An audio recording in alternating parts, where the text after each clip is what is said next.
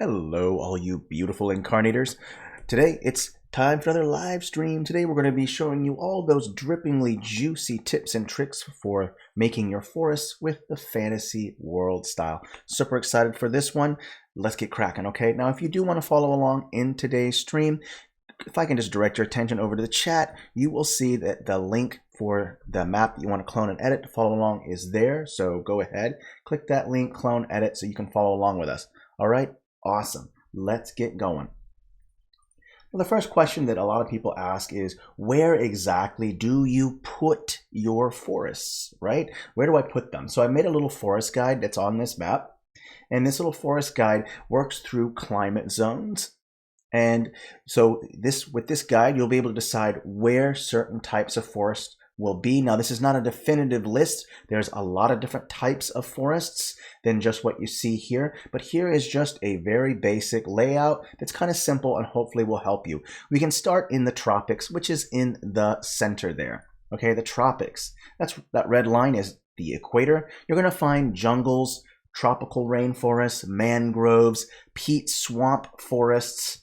And if you look to the right of the text, you'll see that there are some trees there that I put down. Hopefully you can look at these trees and say, okay, all of these trees, and of course more, might work with making a jungle, mangrove, peat swamp forest, whatever. So it's just a little kind of a stamp guide as well to help you to decide, well, what trees do I use to make my jungle, my mangrove, or my swamp forests, okay?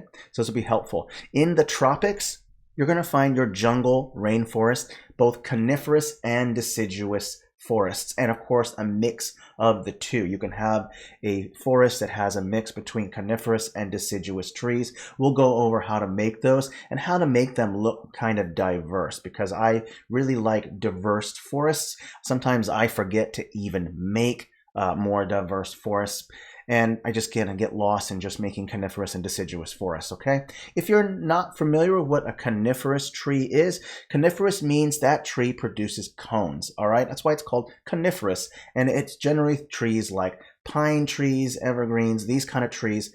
Those are all coniferous. A deciduous tree is leafy. It produces leaves, okay, instead of pine needles or needles and cones.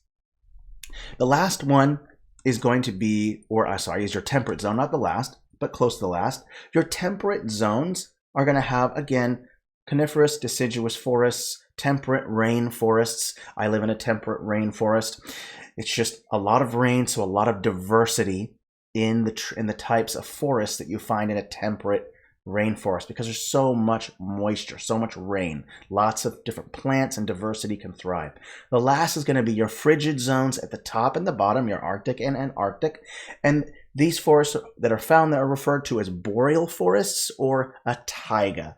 And as you can see, there are snow trees. And then also, it's always nice to mix in a little bit of your regular green or whatever color tree with the white, so that way it kind of looks like there's some thaw, melt, things like that. It gives it a little bit more realism when you have a little bit of a mix, okay?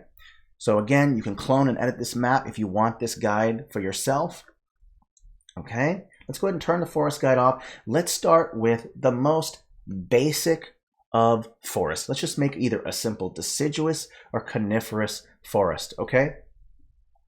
So I want to mention first, before you put down any type of trees, is if you get lost on scale, like how big should my forest or how big should my trees be, a great way is to put them up against your mountains, because your mountains on any map is always going to be your largest stamp. So it's a great indicator or something you could use as a reference or scale to decide how big your tree is. So at 100%, these trees look rather massive in comparison to the mountains. So you want to bring it down a little bit, okay? Now, in reality, of course, the trees would be so small you would not be able to see each individual tree. But because it's a map, because you are trying to mimic reality and not replicate it perfectly. Remember, a map is a representation of a geographical area. It doesn't necessarily have to be perfectly to scale. Lots of fantasy maps out there don't have trees and all the stamps perfectly to scale.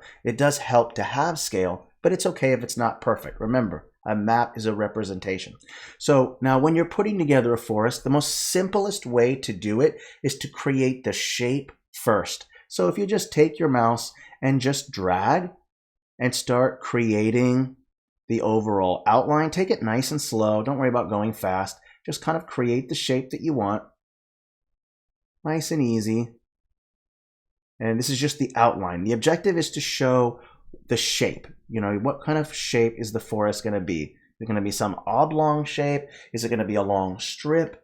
And so this helps you so you don't start creating the forest right away and you don't like the shape, then you have to do it all over again. So doing the outline first is really, really helpful. Once that's done, then you can go up to the top and there's a little thing called an area, and it's called size of area to fill.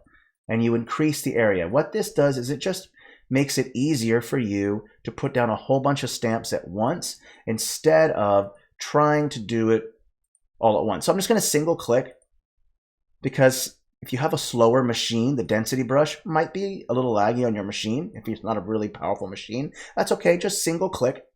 And I totally recommend that in the center of the forest is the most dense. So go in with single clicks and fill in whatever might be at the bottom. So I go in, single click, and just make sure that the middle of the forest is the most dense. That's what's referred to as the forest's interior. That's going to be the most thickest part, okay? Now, the one issue you kind of see, though, here is that the tree lines are like this weird line. How do I break up this very odd looking tree line here? How do I fix this? So if you see here, there's this tree line right here, and it just seems like just a straight line of trees. The way to do that is just to add some single clicks to the outsides to break up that tree line so that it looks a little bit more natural and realistic. Trees don't just follow magical lines, right? So of course, throw a couple out there. Another thing that's really, really nice is to throw in some clusters. So you could throw in maybe just 5 or 6 or 10 or 15 and make a couple clusters here, a couple clusters here. And of course, you have that tree line problem. So just throw in a single clicks here and there to break it up. And you can even put in some sparse ones in between to kind of give it a little bit more of a realistic feel to it. Okay, now, so this is really the way that most users are probably going to put down their forests. The outline, fill it in, and then the single clicks with a little bit of clusters. That's really the most simplest way that you're going to go about doing it. But there's a lot of different ways. So I'm just going to leave that there, or actually I'm going to get rid of them. So one thing that you'll kind of notice is that if you have a large world map and you have a lot of forests, there becomes this issue of having 10,000 different tree stamps, and that can be rather taxing on your machine. As you can see here at the bottom, 243 changes on just making one forest alone, okay? Now there are ways of getting around that. Let me show you some tricks here. Let's do a couple more stamp options for forests, and then we'll move on to texturing options, or a mix between stamps and textures. Okay, so I'm just going to use that same stamp that I used before. Actually, let's use this one instead. And I'm going to boost the size up just a little bit so you can see better because of the scale. So I realize the forest is out of scale, but just for the purpose of the video, I'm going to increase the size so that you can kind of see what I mean. So here's the other options that you can do with stamps. Here, okay, let's see, we'll get that line going. Let's do this, there we go, nice and easy. Let's create the shape that I want. Okay, now that I've created the shape that I want, I can go in and do that area brush again. Very helpful, and I'm going to boost the density a little bit, so this time I don't have to fill in as much. So I'll just single clicks, because if you drag your mouse, it might lag a little bit on a lighter machine. So let's give yourself a little less work. Let's go back to 1. Fill in the negative space. For this technique right here to work, you have to make sure that every single bit of the ground underneath is hidden. So I'm going to make sure to single click and get rid of all of this stuff. Okay, now that you've done that, And let's look at those changes. 369. See, it's quite a bit. Now you can take, if you're using this green tree or this brownish looking tree, there's a brown bush. And what I want to do is give the illusion that in the center of the forest, I can't see all these individual trees. So I'm going to bring this bush up one layer so that it's above the trees. And I'm going to change my blend mode to lighten. Okay. Now I'm going to go in and just take that lighten blend mode, stamp, and just try to hide all the line work in the center. What I do is I like to do the outline first. Just make sure you don't hit any of those trees on the outside or hit the tree line. Think of it as operation, right? You don't want to hit those edges. I'm going to do that same thing. Now this is stamp heavy, but it does look different. And of course you can always group. So let's go ahead and do this. There we go. Now you can see that there is an outline. There's still trees with an outline around the edge there. And at the same time, it's nice and light in the center. So this is a stylized. And of course, remember, don't forget to do just some single clicks here and there to break up the tree line so it doesn't look so ridiculous. There we go. All right. And you can do this with really any type of tree that you want, but it's a good technique. You could, of course, you could change the hue to make it to where you want a different color. You go to advanced settings, select everything, then just go to hue and you can change it to make it a fey. You want to add it, make it green. You want to make it a kind of a little bit more turquoise. You want to go into the blue for more fey stuff. So the hue slider bar, and of course, because I've selected all of it, it's going to all maintain the same color. So very, very useful. Okay, so that's another technique using all stamps. Let's try doing some making forest with different blend modes. Okay, let's try taking a tree that I've got right here. I'm going to use this one. I'm going to boost the saturation just a little bit because this technique works a little better when it's a little bit more, we'll add a little bit more green. So I've changed the hue to 28, the saturation, boosted. Saturation means saturating it with more color, okay? And I'm going to change it to the lighten blend mode. And I'm going to leave it the size fairly large here because I just want you to see how it works. So the lighten blend mode is set. And I'm going to go ahead and change my area as well. And I'm going to change the brightness as well so this pops out because you can't really see it. Because what happens is the lighten blend mode removes the darker line work on a stamp. So you might have to boost it up a little bit more. About there looks fine. Okay. And I'll go ahead and put more here. A great place to put trees, if you don't know, is at the base of mountains. Okay, there's a lot of forests at the base of mountains. It's not always the case, but it's a nice little rule of thumb. Okay, it's not always the case. Of course, there's not forests at the base of every mountain, but this is helpful, right? This lighten blend mode is going to remove any darker line work in the stamp, and so it kind of has this nice looking effect to it. So I definitely recommend experimenting with blend modes to see really what works well. Just know that the blend mode means that it's going to interact with whatever stamps and textures are beneath it. So not every combination will work. Sometimes things might look odd. Like here's color burn, multiply. Right? So not every blend mode will work. But you can come up with some really interesting styles by playing with blend modes to see what you can come up with. So definitely play around and explore with those blend modes to see what you can come up with, because it's a lot of fun to play with, okay? All right, let's go do a mix now of stamp and texture so that way you can see how to do both. So stamp and texture is going to be one of those techniques that's going to help you to cut back on how many stamps you're using if you have a more laggy machine. So let's pick a stamp of my choice. I'm going to remove the area and take the density off. And again, I'm going to make it large so you can see it. Just like before, you're going to create the shape that you want. Things haven't changed. Create the shape. You'll see that there's a kind of the same method that I use when making the forest shape.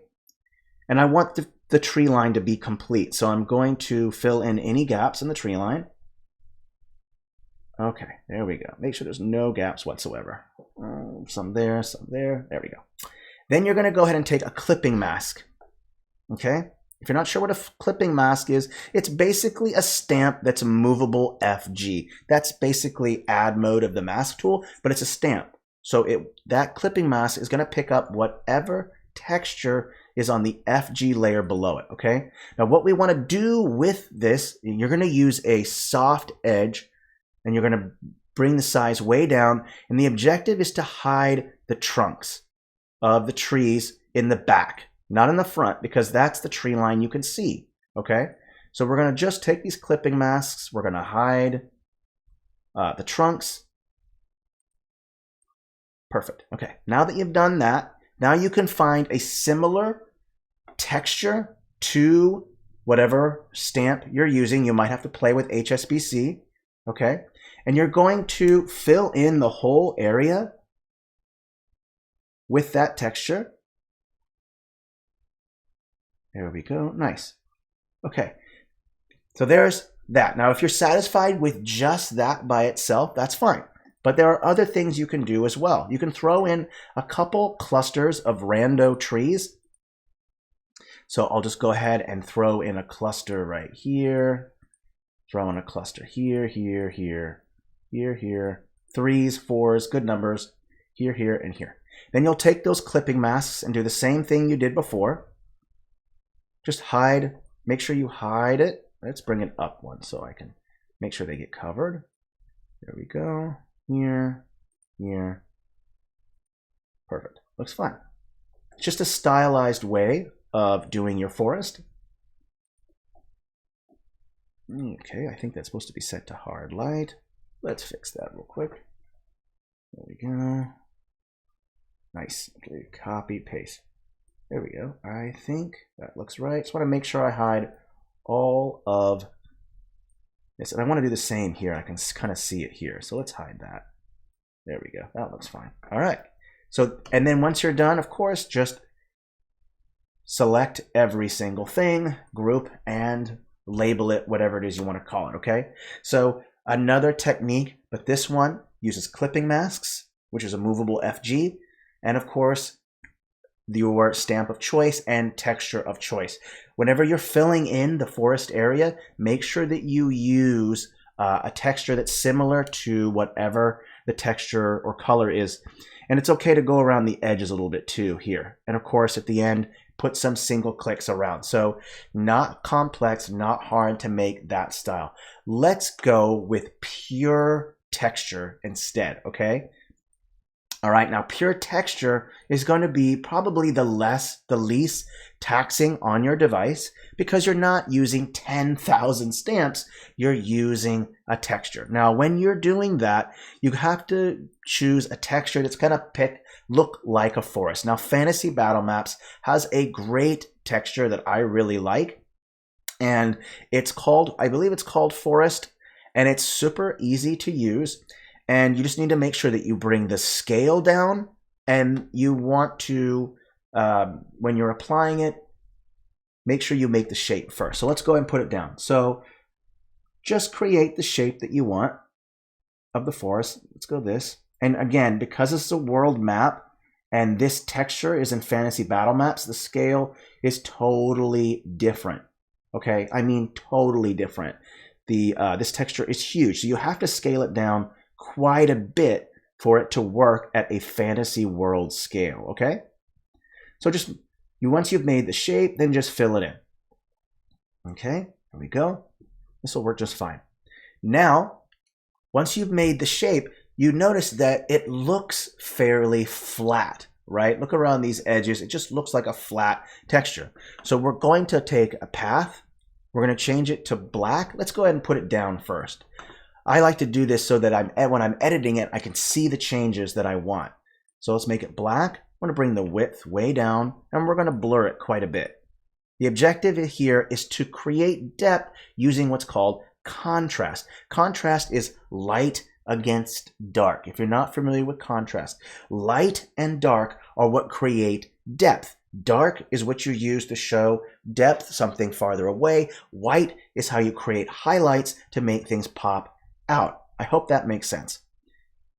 Okay, now that I've got the path where I want it, now I can apply it around the edge.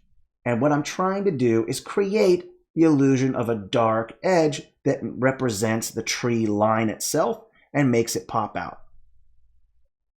Right away, it starts to pop out with that darker edge. And if you feel like that's not dark enough, that's fine. Select it again and go ahead and change the opacity and the width. Maybe make it a little bit darker. There you go. It's a little bit darker. I like it that way. You can also go in and show clusters within.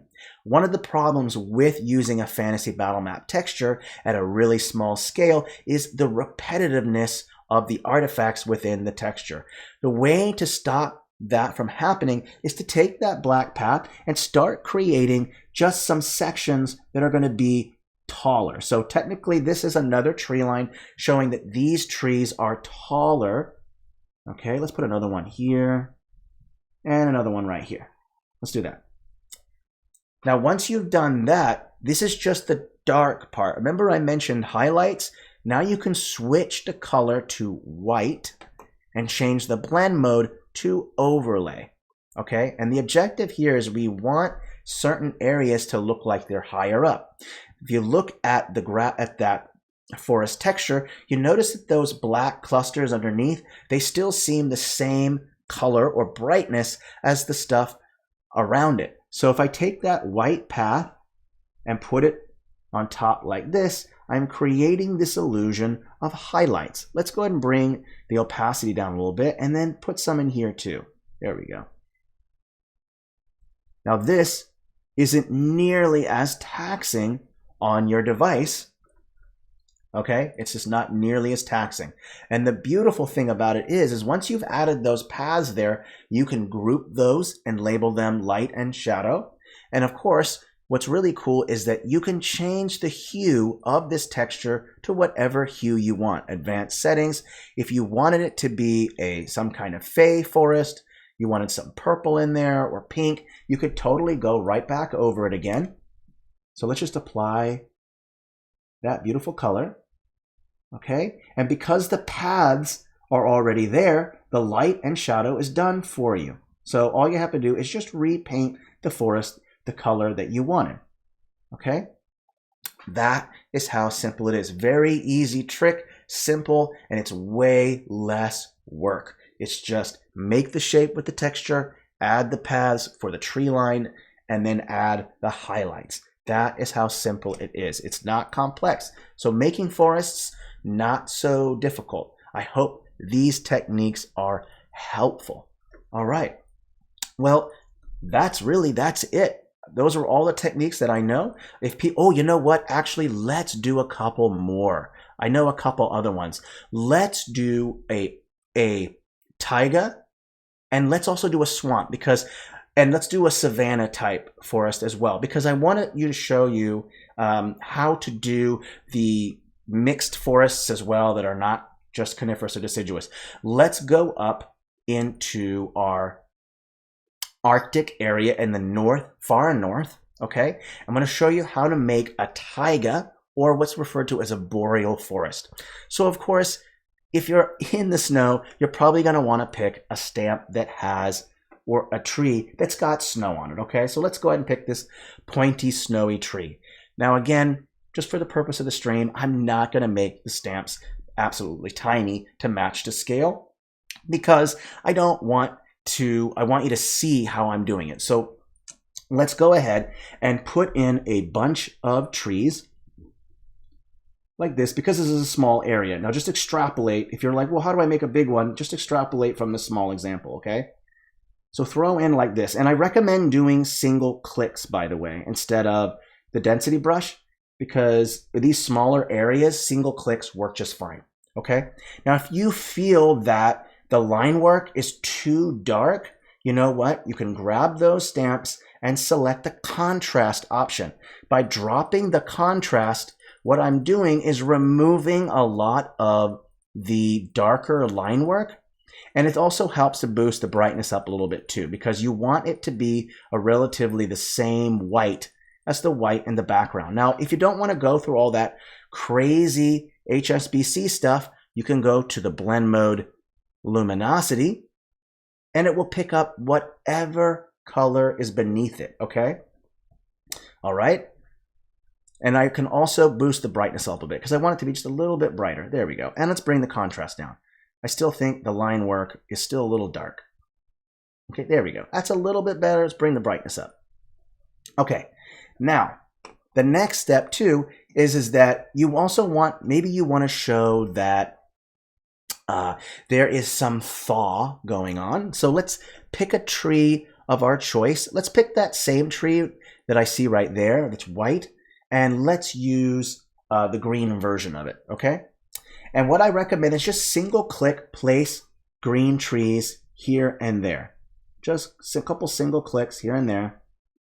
Don't worry about making it perfect, just here and there, just so some thaw. And if you feel that those trees are too green, you can desaturate them a little bit. So if I select all from this set, that's going to be only the green ones, you can desaturate it so that it's not too bright a green. So the more I bring the saturation down, I'm removing color.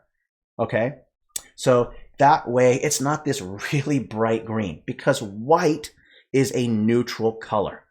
Any color you put next to it is going to pop out because white is neutral. So you're going to want to select those colored trees and bring the saturation, or what's called desaturating, removing color, so that way your trees don't pop out too much. This is just kind of a rule of, as an artist, white is a neutral color.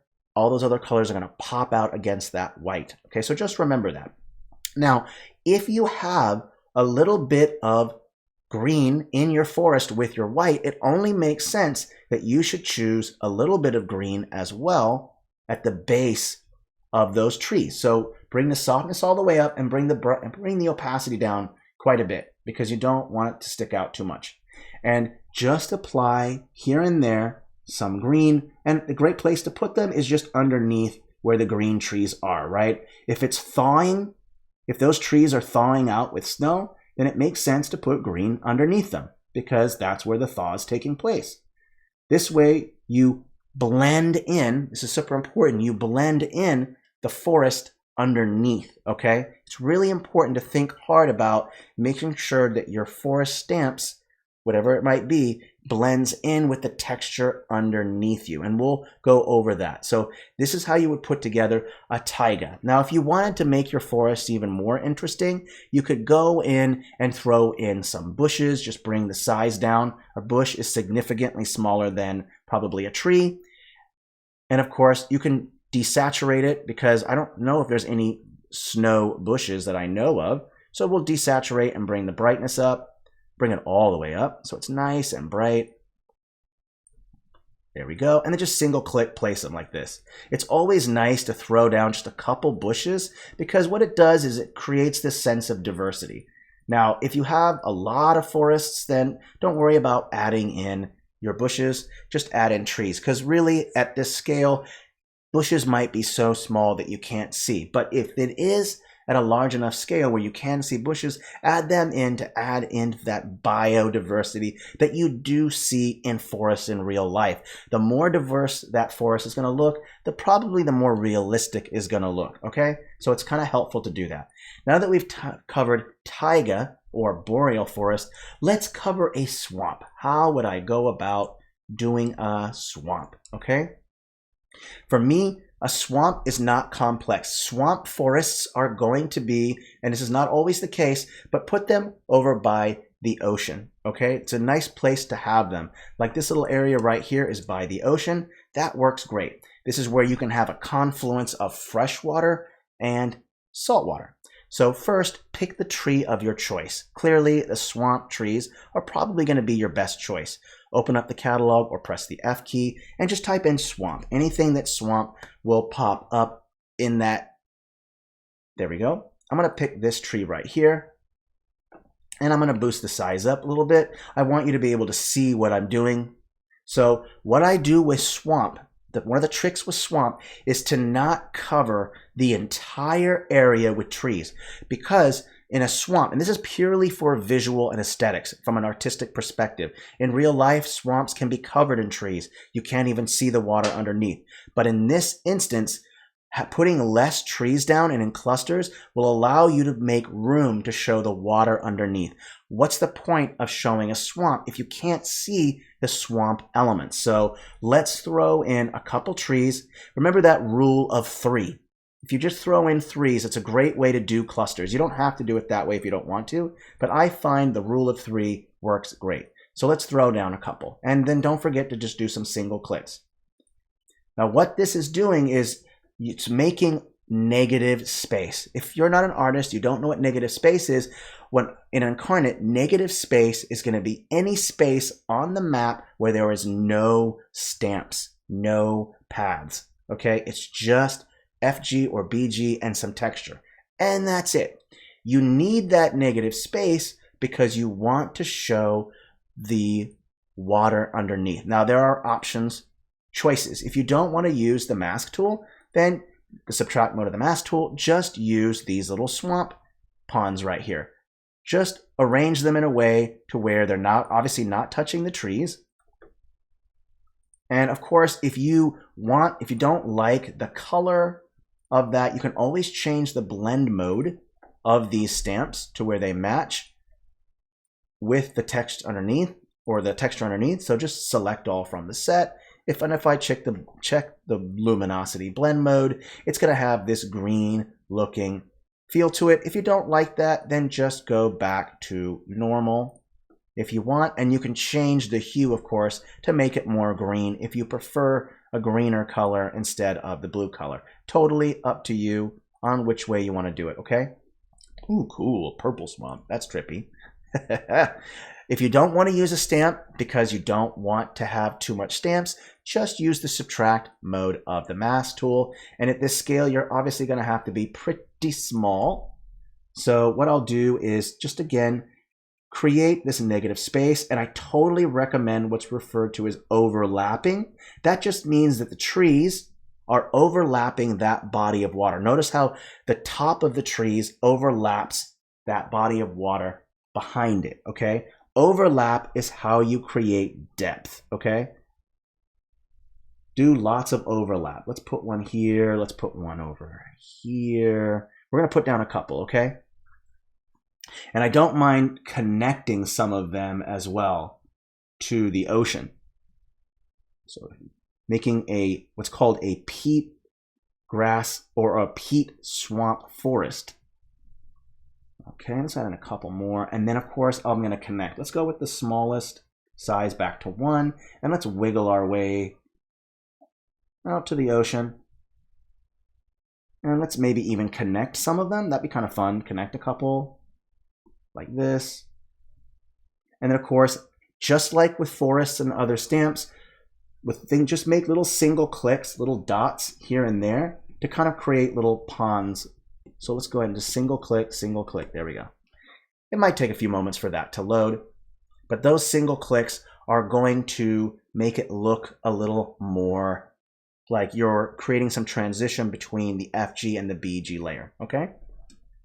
And of course, you can always color in if you want to show that this water is a different color, it's not the same. You can always go in with whatever texture of your choice. Let's say I want to pick a green texture like this, set to BG, and then just fill in these areas with a little bit of that green texture so that you get that look. Let's actually go up a little bit more. I'm not getting what I'm looking for. There we go. That's a little better.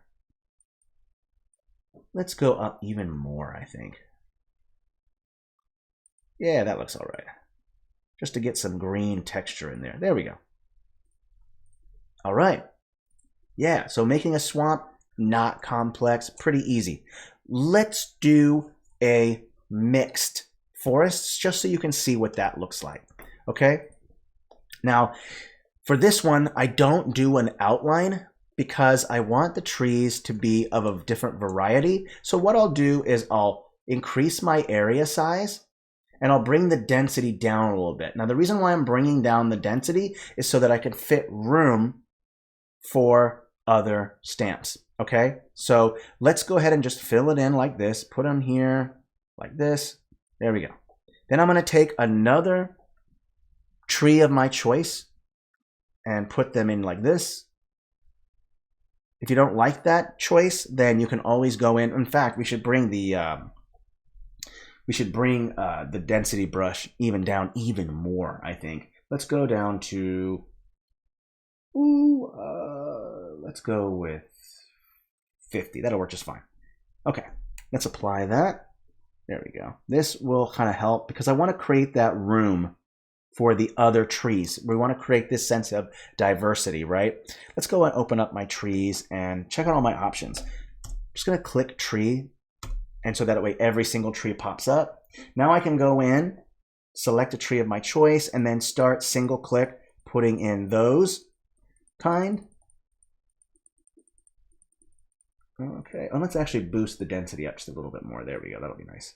There we go. Let's go pick another tree. Let's keep going. This is going to be a mixed forest. Let's throw in some evergreens maybe. Throw that in there. Now we're really getting in there, right? Quite a variety of forests. Quite a variety of stamps there, right? Let's go in with one more. Let's go with a lighter color so that it kind of pops out a little bit. And let's actually go back to just one. There we go. And I'm just going to single click because I'm at that point where there's not much negative space to fit the trees. There we go.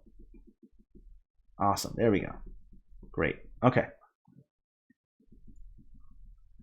Perfect. Now, earlier I mentioned how do I blend in my stamps with the texture underneath, right?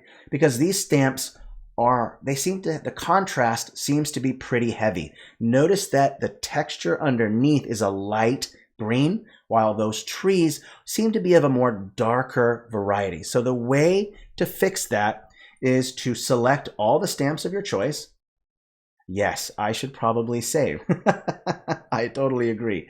Is to select all of them, go to the shadow, choose object. Okay? Now, the shadow is black, but we're going to use a brown color.